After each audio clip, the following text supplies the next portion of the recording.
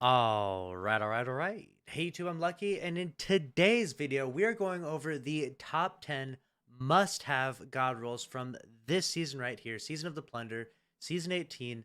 What are the must-have legendary god rolls for both PvE and PvP in today's video, okay? We've had just enough time throughout this season to sink our teeth in and understand what are the meta weapons, what are the game-changing weapons, and what are the god rolls that we should chase after, so that way we have an arsenal of crazy weapons. So no matter what challenge comes at us, Grandmasters, Master Raids, the new dungeon that comes out next season, no matter what it is, it's always good to have god rolls and solid weaponry. Either whether it's sitting in your vault collecting dust for now, it's always good to have this solid weaponry. And so we're going to go over the top 10 god rolls that you should try to get this season, okay? If you may be burnt out this season, you may not be enjoying the season as much. Before you completely quit and go play Minecraft, make sure to get these god rolls. So let's start from the top. Tarnished metal, and I'm going to go in chronological order from the most important to the least important, at least in my opinion, right? There's a little bit of just my subjective opinion to this, but we've got the tarnished metal. The god roll of this is the only arc scout that can get explosive payload. You definitely want to get yourself a roll of this. The volt shot roll can be fun, but I don't think it's nearly as powerful, especially for challenging endgame content, as explosive payload. And then demo, of course, extremely good for getting your grenade back a bunch. And then you've got Rapid Hit is also an alternative option you could craft on this bad boy if you do get all of the deep sight resonant versions of this. Tac Mag, Fluted Barrel, Handling, Masterwork. This is a very, very good scout rifle, something you definitely want to have. Whether you use it or not right now, you will use it eventually when it comes to challenging endgame content, because this bad boy is a beast if you haven't already been using it. Next up, we'll talk about the Pizzicato 22. Okay, this is the best kinetic SMG for 900 RPMs. And probably the strongest in PvP overall. We've got rangefinder, perpetual motion, ricochet rounds, full bore, and a range masterwork. 73 range on this. That is an insane amount of range for 900 RPM. This thing is going to absolutely map people, melt people's faces off. If you haven't used a roll comparable to this one, or if you haven't gotten a roll that's really good, make sure to get out there and get to grinding, because this thing is definitely game changing. All right. Next up, we've got the Zales Band hand cannon we get from obviously doing the King's Fall raid. If you haven't been able to get those deep sight resonant weapons, I did just recently make a video talking about how you can get them a lot faster now by farming up your spoils, by beating the challenge Oryx checkpoint, and then grabbing the adept weapons from the chest. The god roll for this, one for all, explosive payload. We've never seen a hand cannon like that before, and so it's definitely a must-have for double damage perks, right? This is like Fatebringer 2.0. We got Tac Mag, Fluted Barrel, Range Masterwork, or even a reload speed masterwork would be great on this bad boy. Definitely a must-have weapon from this season. Defiance of Yasmin, probably the best sniper in the game now. Snapshot, opening shot. You can craft this bad boy with this roll right here. Accurized rounds, fluted barrel, handling masterwork. Oof, if you have not been using that in PvP, it's definitely worth grabbing.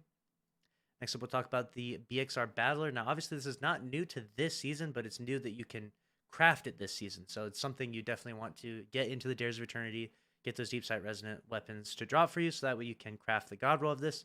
It doesn't get these old perks like it could, so you can't get rangefinder anymore, but you've got kill clip and demolitionist and ricochet rounds, hammerforged rifling, and a range masterwork for PvP. And then we go over to that was for PvE rather, and then you could also do incandescent as an alternative, demo and incandescent potentially if you like that. And then we'll go over to the PvP side, and we've got kill clip, perpetual motion, ricochet, arrowhead break, and then range or potentially stability would be really good to make this thing an absolute laser. This is one of the top 3 most used weapons in last weekend of trials, so you definitely want to craft the BXR Battler for PvP, and there's actually some really good rolls in PvE as well because of the champion perks this season. Moving on to the next one, we've got the Wastelander M5 shotgun. Again, not a new weapon to this season, but it can be crafted now starting this season, so you're definitely going to want to craft on these bad boys. You've got opening shot, slide shot, accurized rounds, full choke, and then we'll go with probably a range or handling masterwork, so we can get insane range on this bad boy. And then you can also get a PvE roll where you can get 1-2 punch, you can get lead from gold, assault mag, barrel shroud, and handling masterwork. So it's got some good potential in both PvP and PvE. I would recommend crafting both of those because why not? 1-2 punch is one of the best perks in the game right now. For shotguns. And then we've got the other half. Now, the reason why you want to craft this, even if you already have an Egrage sword, is because with the enhanced trait on this, you can get obviously Egrage, we go Frenzy, we go Swordmaster's Guard, we go Tempered Edge. We put on Backup Mag to increase the magazine size. That's the reason why we're not using Enduring Blade, because we're going to have Backup Mag on it. And you can do a triple Eager skate, so you can swing the sword 3 times with Eager because of this. So it's definitely worth having and worth crafting. Again, not new to this season, but that's the last one we're doing of the craftable weapons from the 30th anniversary event. Next up, we'll talk about the Taipan. Now, a lot of people will say, well, I already have a Reed's Regret, or I grinded that, so I don't really need this. And that is true to a certain extent, but this is Void, and that will sometimes synergize better with certain builds, like if you're using a Void subclass and Font of Might, it will often work better to use a Taipan in certain situations. And obviously, if there's a Void Singe on the activity, then you'll want to use a Void Linear Fusion over using the Reed's Regret. So it's definitely worth it to get the Taipan and to craft it. You got that triple tap firing line.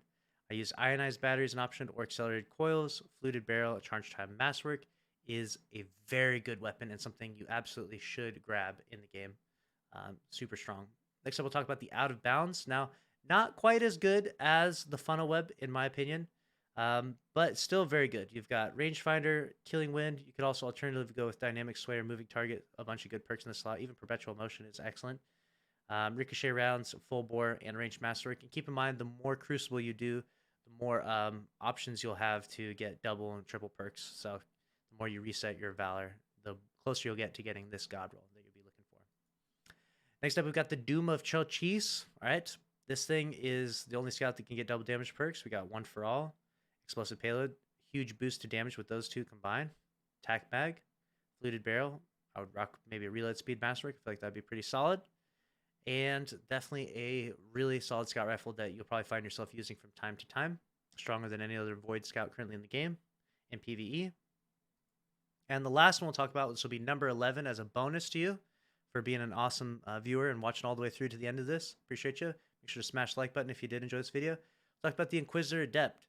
The Adept version of this, which we have not gotten our hands on yet, is about to be absolutely nuts, like I've talked about, with the stats that this thing's going to have. This thing's going to be an absolute menace in PvP. Opening shot, Perpetual Motion, Assault Mag, Fluted Barrel, Handling Masterwork. You're going to have like 100 range with opening shot, Stability 100, Handling 100. This thing is just absolutely brutal inside PvP. Definitely a solid god roll to have, but of course you have to go to the Lighthouse a bunch. That's why I put this as the number 11 as an alternative. You know, not everyone's going to get their hands on this god roll, right? You have to go to the Lighthouse a bunch of times, and or you know, farm the Adept drops in the Flawless pool, whatever it may be. So not everyone's going to be able to get this bad boy, but oh boy, is this thing going to be spicy in PvP. Cannot wait to get my hands on this one. It does become available in trials. So let me know your thoughts about this. Are there any weapons that you think I forgot or missed out on in my top 10 analysis from this season? Any god rolls you think that are must-haves? I did look at every single weapon that's available, and I made sure to sift out the ones that were not nearly as interesting as this top 10.